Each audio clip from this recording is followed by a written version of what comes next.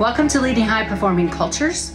I'm Dr. Renee Thornton, and I am joined by my Chief Operating Officer, Roger Ruki. Hi, Roger. Hello, everyone. Welcome. I'm so glad that you're here today. Today, we're going to be talking about kind of a continuation of the conversation that we started with our very first podcast, which is the notion of how 5 agency leaders save $3.2 million in a year. Today, I actually want to dive a little bit into the type of leader. So it's kind of like the outlier protocol. Like, who are they? Who are these leaders, and what is it about them that makes them, I guess, ready for something like this? So I don't know, Roger, like, you've spent a good year, maybe about a year and a half now with we call them the Fab Five, with the Fab Five. And I don't know about you, but I have noticed that there are some very specific characteristics that tend to just really stand out to me about this set of leaders. And I think that it's informed how we go about selecting who is really ready to work with us on this whole culture change system. Yeah, there's definitely been some interesting patterns rising to the surface, not all of which I was necessarily expecting. And when you think about it, it really actually does align with what it takes in order to step into leading a high-performing culture. There really are a lot of nuances available, but the beauty of that is pretty much anybody who exhibits some of these baseline characteristics you and I are going to go over has the capacity to step fully into that leadership role. And that's the beauty of it. Once you recognize what it is, then it's a matter of cultivating it. And, you know, in that, we're actually going to challenge some traditional expectations when it comes to strong leadership in the mission critical field, because we have experienced a difference in the kind of leader who is really ready to take this on. So I think it's kind of a fun conversation to have, because, you know, when I came into this, the first year, I had to interview over 100 applicants to participate in the program and selected 10. And of those 10, really 8 kind of met this threshold mark of the kind of leader who is truly ready for something like this. And I can't say that they weren't the 8 that I expected, because I think a lot of them were. But I think too that some very real misses also presented themselves, and we've learned a lot about the leaders. It's not like you're the right leader or the wrong leader, but really the leaders who are ready, who really are ready for this. Yeah, and it's that readiness piece I find actually the most fascinating, because there was a little bit of an emerging theme from that idea alone, which was some of the people we thought were at the highest level of readiness turned out they weren't. And then some of the ones that we weren't so sure about, turns out they were. And it was a little counterintuitive to the process. So I found that rather delightful, that you can't necessarily judge the book by the cover until you put it into the environment that allows it to step into the fullness of its potential. And I think you just hit it, the environment. So we have seen this massive shift inside of organizations in the last 5 years in particular. For 5 years running, the employee trends research data tells us that belonging and fit inside of a cultural environment is the number one driving force behind employee loyalty. It's what they're looking for. It used to be this notion of, I want to work for a leader I can look up to. And those leaders were kind of characterized and categorized as like your traditional sort of alpha leaders.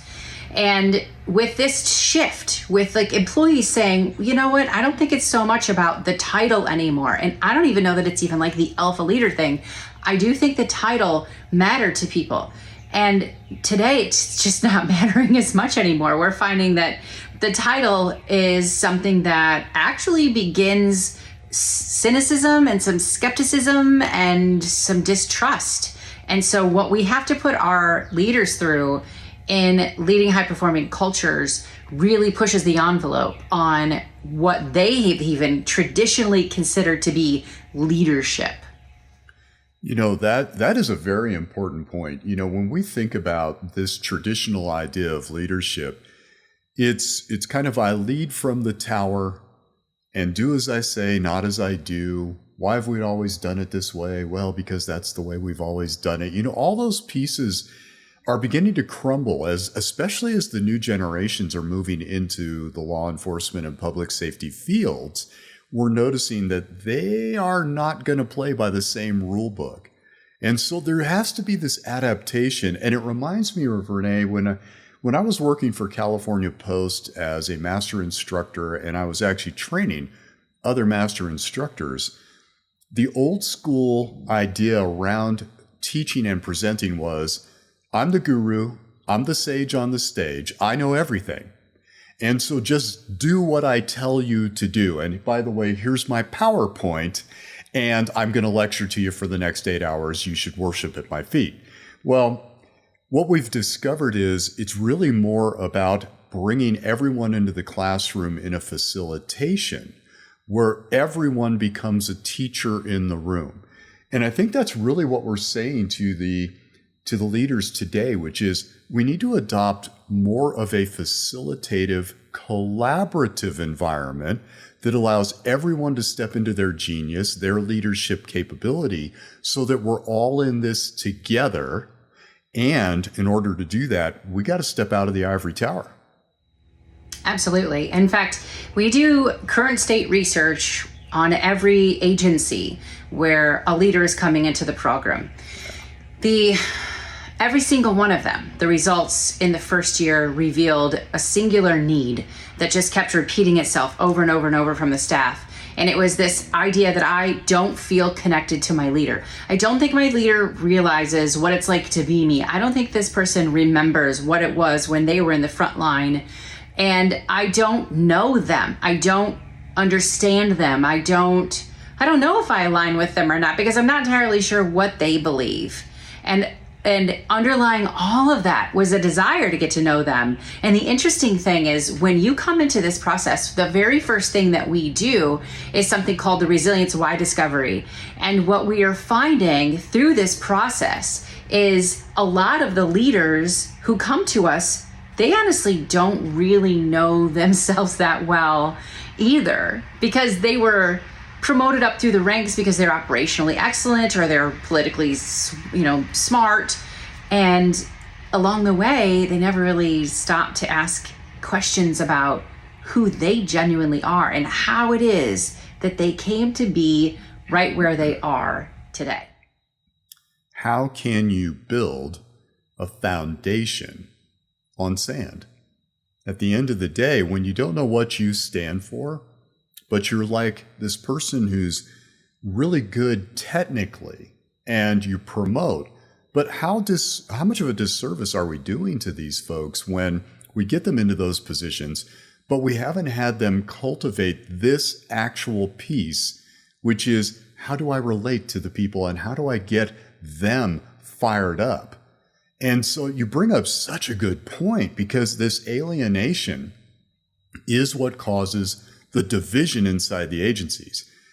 And, I have to say that I really felt for each of these leaders as they got that report on their first night with us at the summit, because frankly, it's a gut punch. And the beauty of it is that particular moment in time was a defining moment where each of them, because they had the right mindset, said to themselves, this right here, this is what I'm going to take, and I'm going to move forward with this information. I'm going to create the change. And they stepped into the unknown. That is terrifying. Yeah. Unless. I think some of them were terrified too. Oh, terrified is a fair word. Yeah. And it's terrifying until and unless you realize there is support helping you take these steps. That's the whole point. It's got to become collaboration stem to stern. And I think that's what we do best for these folks. Yeah, I don't disagree. I think it was enlightening. It's just one of those things. It's like, if you don't know why you do what you do, if you don't know why you've been through the crap you've been through, why now, why here, why leading this agency and not somewhere else, like why this specific profession, why am I here? Why am I who I am? If you don't know the answer to that question, then I find it really hard to believe that you're properly kind of branding yourself and your agency. And let's face it, young people today, they want to know your brand. They want to know what your brand is before they'll even consider working for you. In fact, one of the first things that applicants do when we actually scout them, when we actively go out, we identify the 4%, we say, hey, I think you'd be a really great fit for this role in our agency. The first thing that they do after that conversation's over is they Google the leader. And they want to know, what is this person like? What's this person like to work for? What's the agency like? Then they Google the agency. And if you actually think that they're applying of their own volition, the highest performers in the world are not.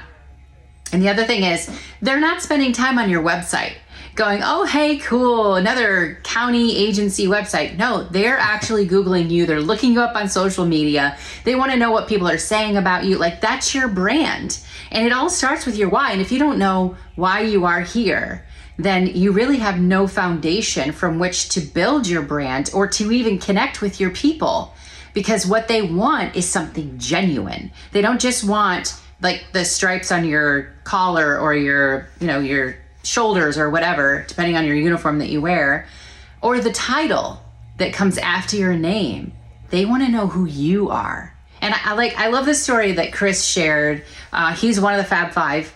He is the director of K Division for the Royal Canadian Mounted Police, OCC, which is like the Canadian version of dispatch in the United States. So one of the things that our leaders are challenged to do right away is to create their very first video and to put it on YouTube. Now, they don't have to create some fancy YouTube channel and make it public for everybody to see, but they do have to create a video. And in that video, the goal is to connect with their internal audience. At the end of the day, we're all influencers. So the faster that we get our heads wrapped around that, the better off we're going to be as leaders. And so this is like your first influencer assignment, to create a video and share it out with your team so that there's that connectivity. Because we have 2 full generations, millennials and Gen Z, and pretty soon we're going to have 3 when Alpha joins the group, who connect first via video. That's their comfort space. They're not good with like the face-to-face communication right away. They want to connect with you in a video space first because that's where they're the most comfortable. So anyways, Chris made this video. Do you remember how many cuts he did before he finally was like, that's it? I think his final number of takes was 17 before he finally said, oh, the hell with it, I'm just putting it out there. Exactly. Yeah. I think you're right too. And so he recorded it, he uploaded it to YouTube, he made it undisclosed so that the only people who could see it were the people who had the link to it. And then shortly after that, he went into the hospital, and he had to miss something that he's prized and prioritized for a really long time. And it was this welcome message to all of his new hires. They're going through the onboarding process. He always goes in and he introduces himself. And he'd never considered before that was really daunting to the new people in the room, because that initial connection with the director face to face scared them. And so when he was in the hospital, the training manager actually shared the video with the new hires. And, traditionally, if he would go into the room, he's like, hey, it's nice to meet you. I'm Chris. He does a little introduction. Thank you for being here. I'm so excited to have you on our team. This is who we are, some of the vision, the values, like we normally would do. And the room pretty much stays quiet.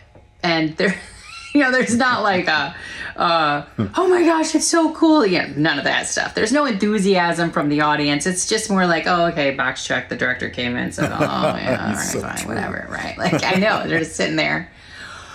Oh, is he ready for the next break? Whatever.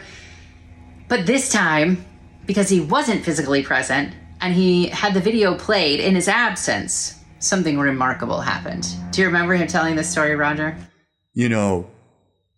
Chris is just such a wonderful human. He is so deeply caring. He is. And he was so resistant to this idea, but he did it anyway, right? Kudos for that, just that alone. Yeah. But he was, in his own words, shocked at the reception he received, because when he got back to work and he's walking down the hallway, 3 of these new hires ran up to him and were really excited at what he had presented and how they really resonated with that. And in Chris's own words, which I love this, he felt like a bit of a rock star that he had actually connected. And I think the most important thing to understand here was he did not expect this result. He had always done it the way he felt was very genuine for him. In his authenticity, he would go and visit during the onboarding process, make his little speech, and take off out of the room. He never expected to get that kind of result, and interestingly, had never had that kind of result until he did this new process. Yeah, it's not even something he ever thought about doing, because the perspective of 4 generations isn't something that leaders are taught to take until they step into this experience and their eyes are opened. You know, like one of the very first conversations that we have with our leaders is this kind of new reality. As an agency leader, you really have 2 primary people-centric responsibilities. Operationally, you've got a litany. But when it comes to the people, you really only have 2 responsibilities. Responsibility number 1 is to protect who gets inside of your agency. Make sure that you're selecting the right people. This is why we don't hire, we scout. In a high-performing agency, we do not hire, we scout. We're scouting for, at the very beginning, the 4%. And then, you know, even deeper than that, a specific generation, a specific temperament, a specific team dynamic fit. There are so many specificities here.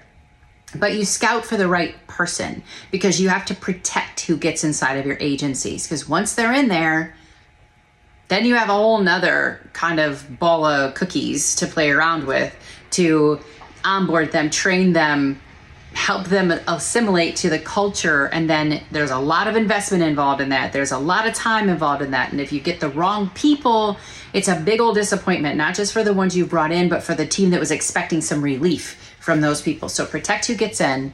And then once they get in there, make sure that they belong, that they fit, and that they know it. And so there's this notion of this, you know, circle of safety once you get inside of a high performing organization, because you know you're selected. Like, you know, you kind of, all right, I got the stuff. I got what it takes to do a good job here. Now it's just a function of kind of learning the job and learning the people and getting to know them. And, you know, for people, for leaders who have never been given this kind of consideration and this kind of information, it's like sort of a shock to the system, like, holy cow. So I have to go from being a positional authority figure now to being an influencer.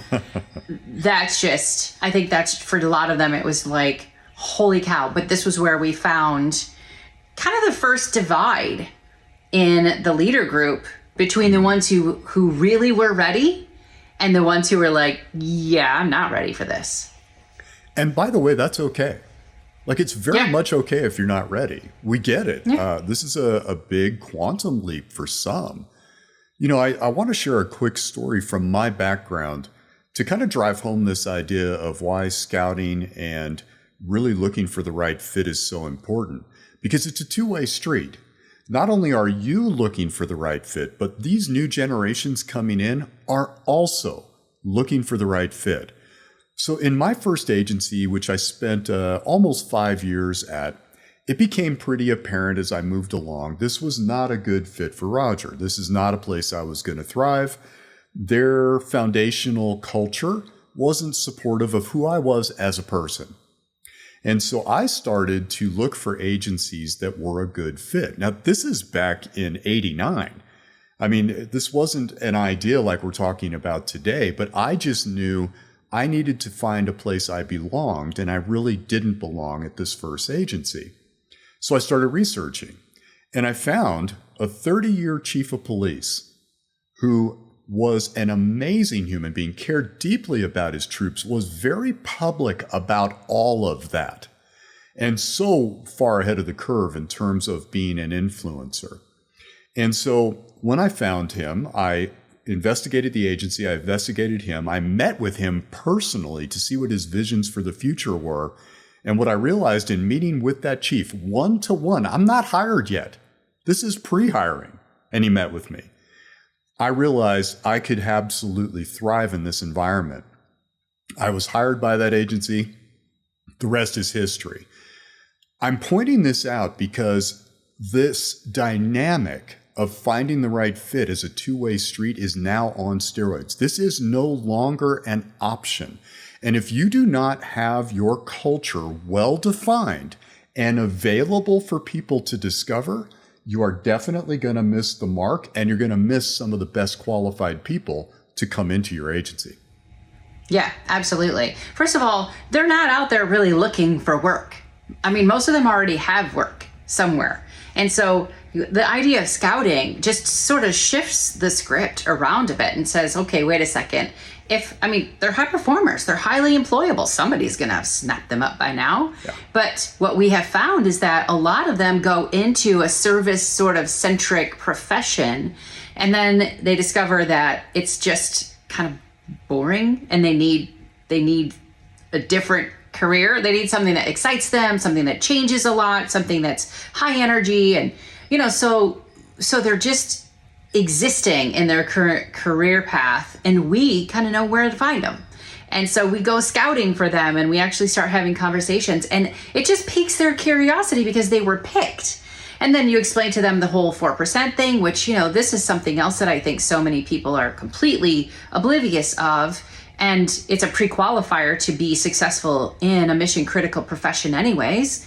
And so there are just a lot of these little details that make a massive, massive difference when you're influencing culture. And at the end of the day, culture is a system. It's actually a system of systems.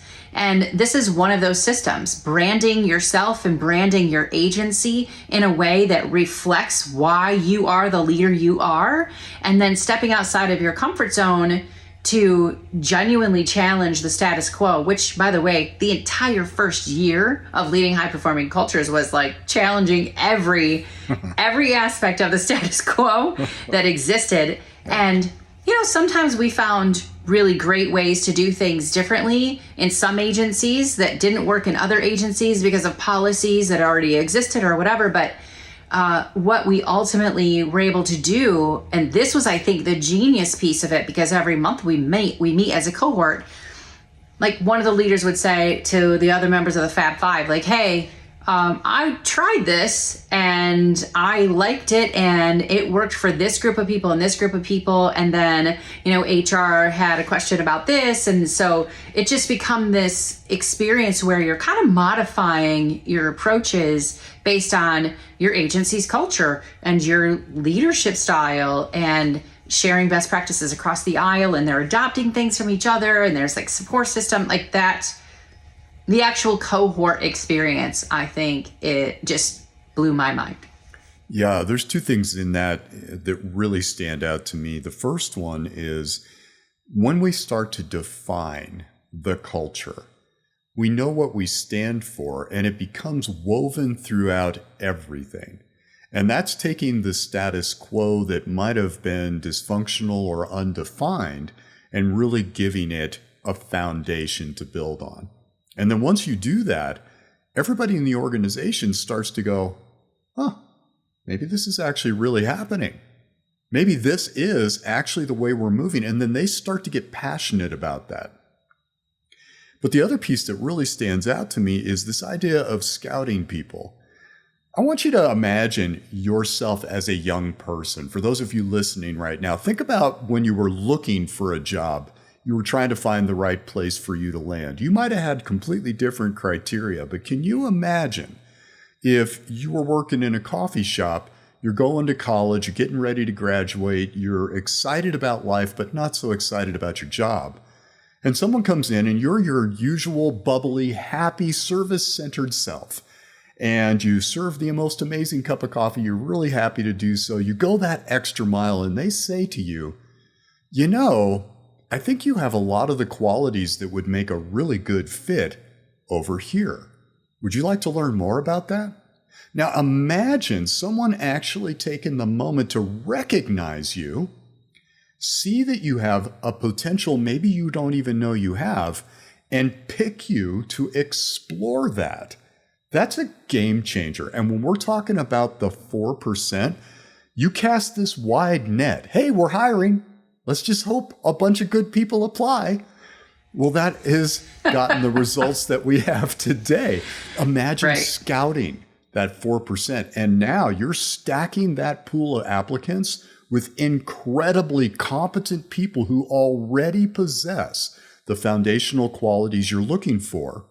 And then you get to choose the best of the best instead of, well, I guess we'll just put a warm body in the seat and call it good. Absolutely. It's got the biggest impact on retention. I mean, it's amazing to me. I mean, the recruitment side is that's kind of a no-brainer once you fix what's broken in the recruitment side. I mean, we had agencies, part of the Fab Five, who used their individual why statement and their agency's why to rebrand the wording, just the wording in the job advertisement. And it was basically like, okay, well, we have a lot of rules forcing a specific approach to opening up the application window. So what can we do? Okay, so we went through and we literally wordsmithed the advertisement and basically said, okay, that's all we can do and that's fine. Open it up. And so they would open it up, and within 2 weeks, like normally this agency would get what did she say? About 150 applications over the course of 4 weeks. So they would open it up for 30 days. And within 2 weeks, they had over 700 applicants. And so they had to shut the window. So they're like, seriously, so that's too many. That's just too, I can't go through 700 of these. And, we had other agencies. They got more than 400 when they're accustomed to 100. And it's just about wordsmithing, because people want to be, like, they want a story to unfold in their mind when they are reading about what this could be like. If you want a transactional hire, keep doing what you've always done. Job available. Here's the position title. Here's a basic description, and this is how much it pays. You're going to get people who are interested in transactional relationships. And while that definitely worked for the boomer generation and for the youngest Gen Xers, it does not work anymore, because people are not just looking for an exchange of services and talent for money.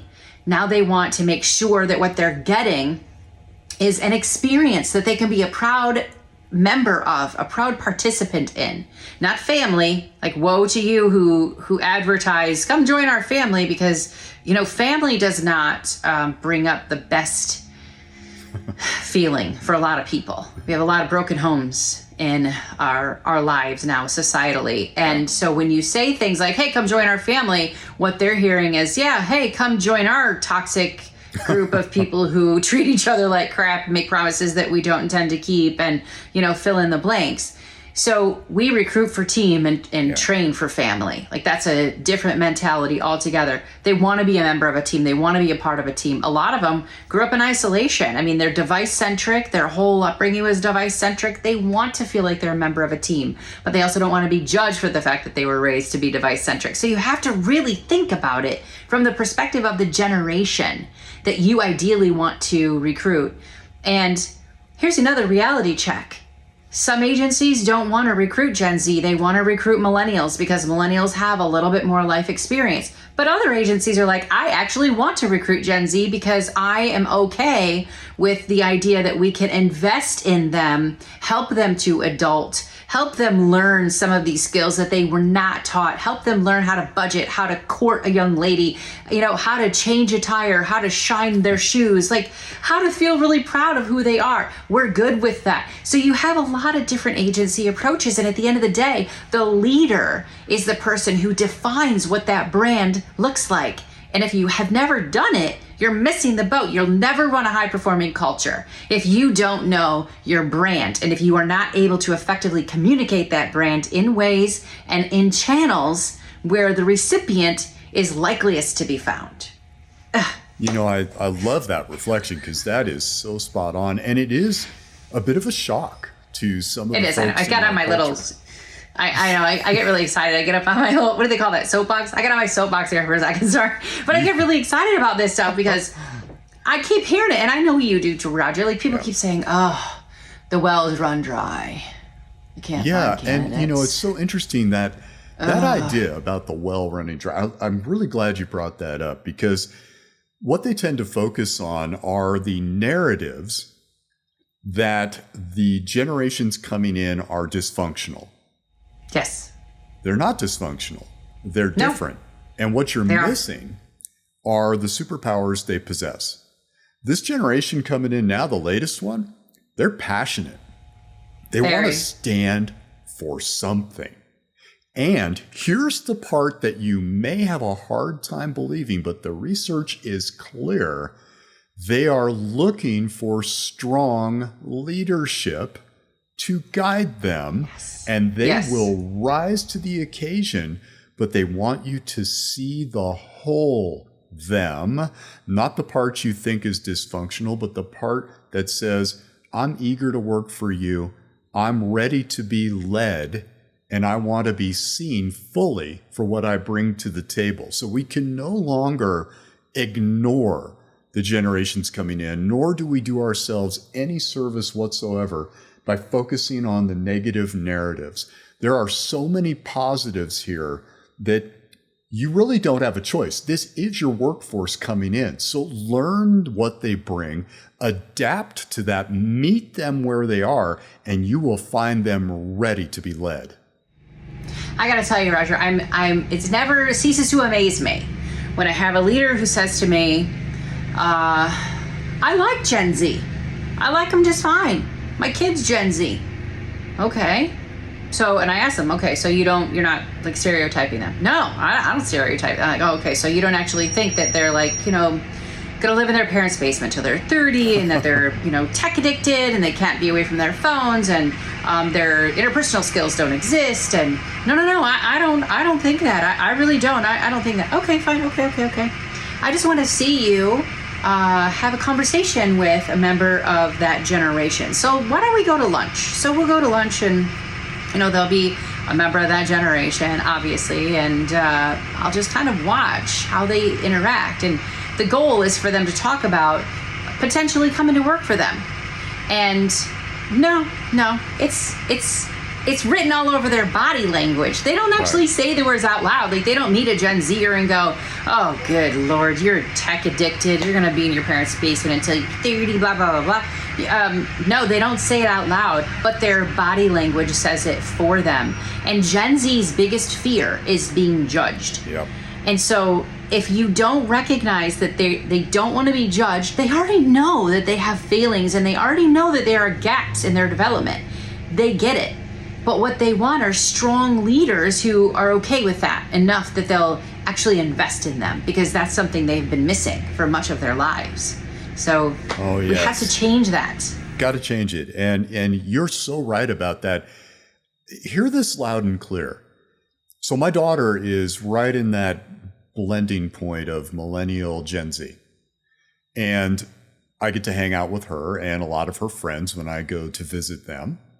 And the one thing I hear is a constant expression, and they do it jokingly a lot, but they're not joking. And it is, don't judge me.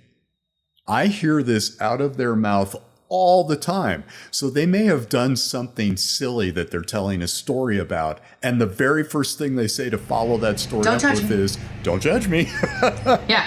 Now it's become sort of a mantra, it's a generational mantra. Yeah. And so there is that fear of being judged and being found, wanting or whatever. And I get it. I totally understand. And so even if you don't think you judge them, you've got to watch the way that you look at them, the way that your body language is expressing how you really feel about them, because, 80% of our communication doesn't come out of our mouths. So that was interesting for a lot of our leaders to really unpack. We talk about the fact that this is the most conservative generation we've seen in over 50 years. That made a lot of people really uncomfortable because it's just true. Yeah. So a lot of things challenge the status quo in the first year of this process. That's essentially what we're doing, is we're taking apart the systems that we used to rely on, and we're putting them back together again using updated, relevant data. Everything we do has to be driven by data. Otherwise, we're making assumptions, and we have to measure its success along the way, which obviously we do, and we do very well. And so I think, at the end of the day, when we go back to the idea of like, what does it really take for a leader to be successful, taking on culture, taking on the systems that make up culture, I think, the leader has to be willing to go deep on who they actually are. I think they have to be willing to share with other leaders. We get super accustomed to the isolation of these ivory tower positions, and we are not natural connectors. We might go to conferences and be like, oh, hey, it's nice to meet you, but that's not a true connection. You have to be willing to have true connectivity with other leaders who are going through the same thing.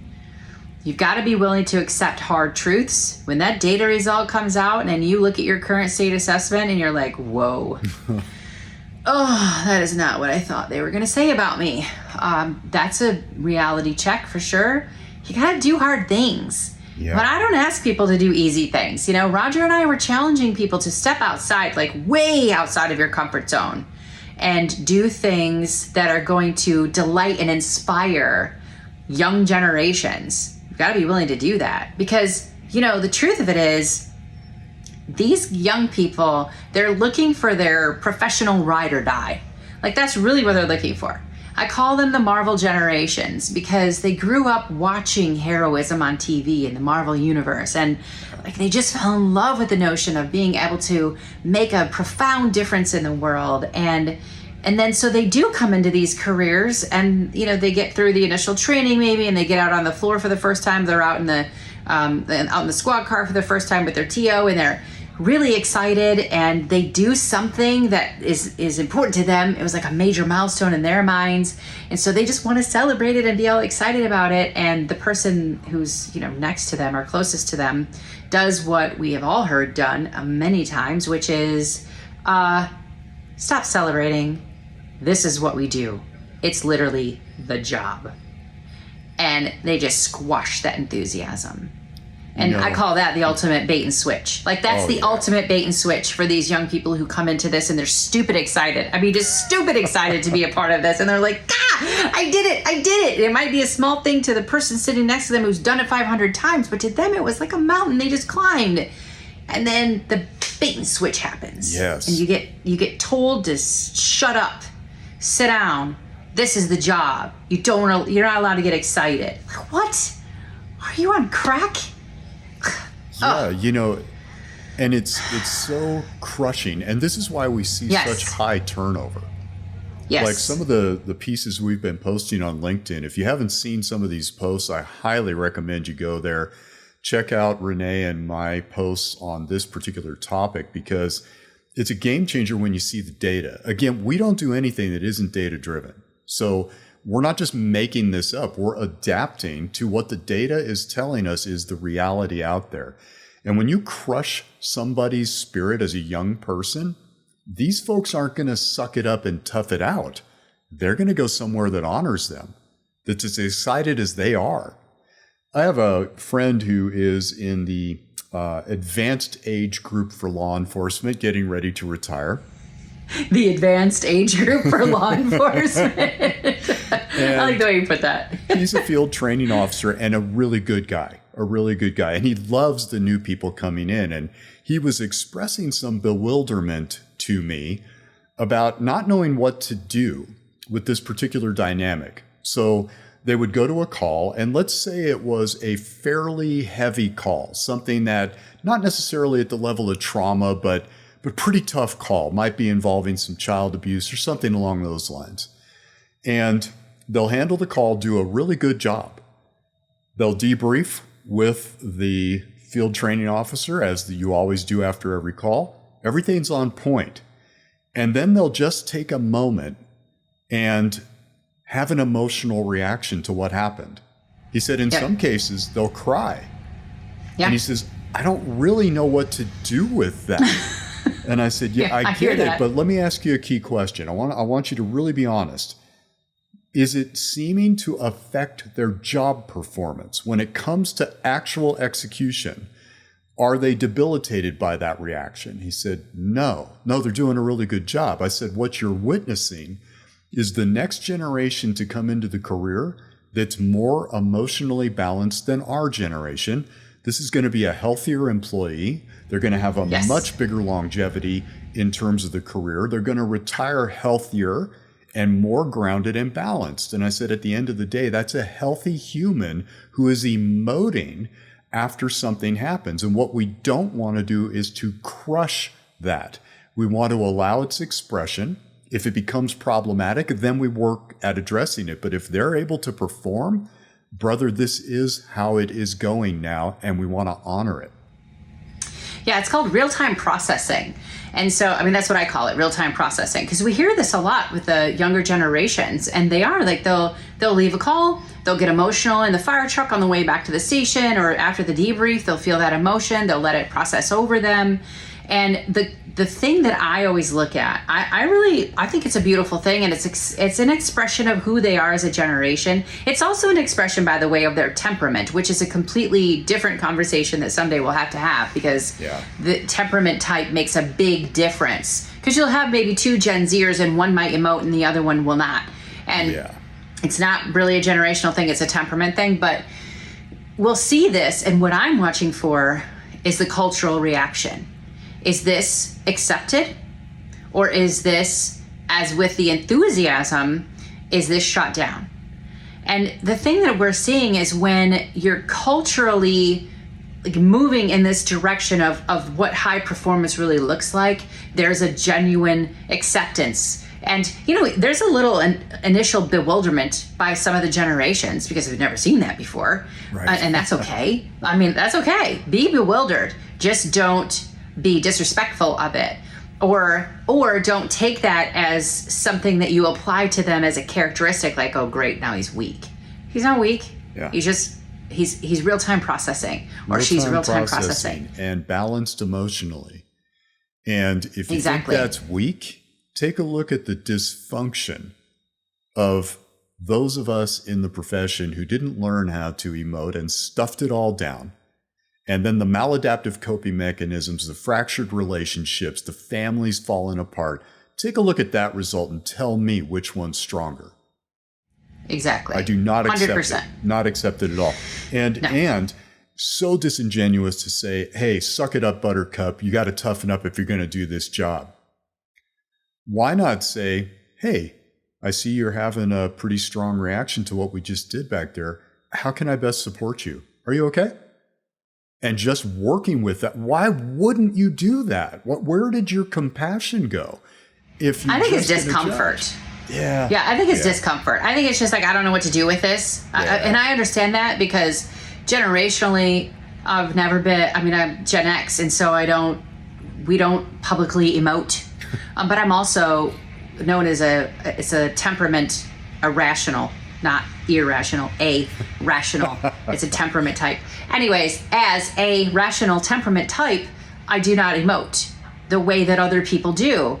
And so when people do, like I teach public speaking, and when I teach at the universities, the first day in the class, I look for someone who I would look for an idealist, actually, because idealists are people, they're diplomats, and they're really good with people. And they're also very emotionally expressive, and they're comfortable with that. And so I'm looking for an idealist on day one in my class, and I let that idealist know, okay, if anybody starts crying or vomiting or passing out, they're your job, because I do not do any of those things. And it's just a discomfort thing. I've never really learned how to handle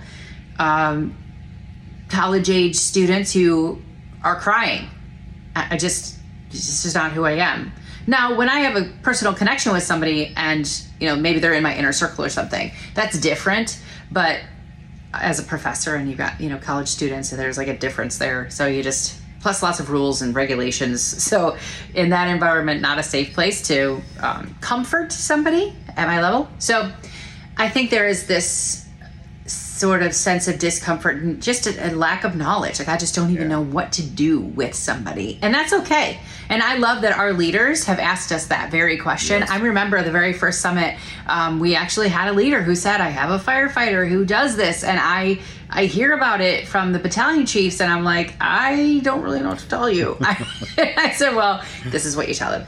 And so they're bringing this really amazing engagement, and it's real-time challenges, and they're multi-generational. And so, you know, if you genuinely want to run a high-performing culture, you have to be the kind of leader who doesn't just shut that stuff down, yes, but who says, okay, how do we modify the way things have always been done so that we are meeting the needs of each one of these generations and making sure that we are not causing bitterness to take root in somebody's life because we have dimmed their enthusiasm. And how do we create zero policies, zero, tolerance policies for things like gossiping and energy vampirism? Like, how do we do these things? Okay, well, that's a valid question. So let's talk about it. And that's what we've been doing. We've been working through those, the dynamics of like truly leading a high performing culture and being an influencer, learning that role along the way. And, there's a lot to it, but I think our leaders have evidenced maybe an overarching, I don't know, you tell me what you think about this, Roger, but I think maybe if I had to put one characteristic on the requirement of leader who's ready for something like this, and I would say that all 5 of our Fab 5 have this, it's grit.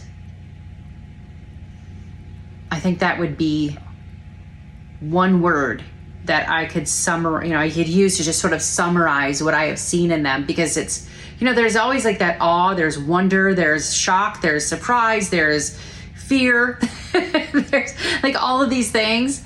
Those are sort of normal human emotions when you're learning something new and you're expected to actually apply what you're learning and you're putting yourself out there and you're being vulnerable. But it's grit that really gets you through the challenges. And when people push back and your agency pushes back and you have loud detractors who are pushing back, it's that grit that has to be at the forefront of your leadership that says, no, I know we're doing the right thing. I'm not going to back down. And this is not a flash in the pan. This is not one of those really cool ideas. This is something we are going to make happen no matter how long it takes us. And I just think that's like the outlier protocol for high performing leaders that we have to start looking for. This idea of grit, it's really an important idea to embrace. And I agree with you. Every single one of the leaders who has thrived in the work that we're doing has that grit.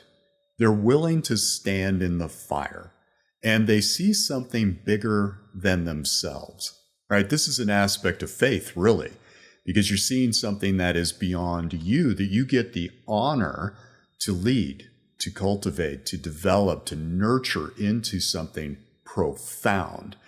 But if you don't have that underlying ability to face the shadow and acknowledge you don't know what you don't know and be willing to take a dive into it to help yourself take that step, it takes grit for Chris to stand in front of a camera and do what he did to get that kind of reaction from his folks.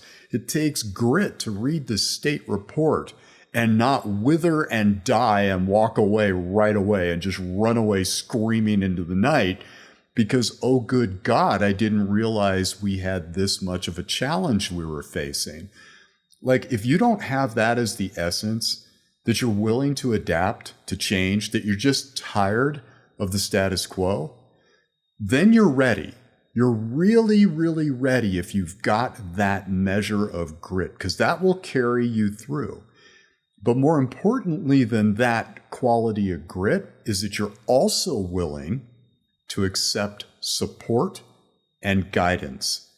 And how relieving that you do not have to be the lone wolf trying to forge your way through all this complexity, when in fact you can join a team of people who are in your shoes, have accepted this protocol, have the same grit, and are going to be there with you every step of the way. This is what blew me away about our particular cohort, was how they are now supporting each other. They call each other regularly. They run things by each other. They adapt and evolve and share, that growth, that's the diamond right there. That's for sure. So I would suggest, if you're interested in learning more about leading high-performing cultures, what it means to work in this system with Pathfinder Resilience, that you reach out and let us know. I'll have a link in the comments that you can follow to learn more information. So thanks for joining us. Thanks for joining me, Roger. It was wonderful having this chat with you. And I look forward to seeing what kind of leaders we pull together for the next cohort of LHPC. Hint, we're scouting.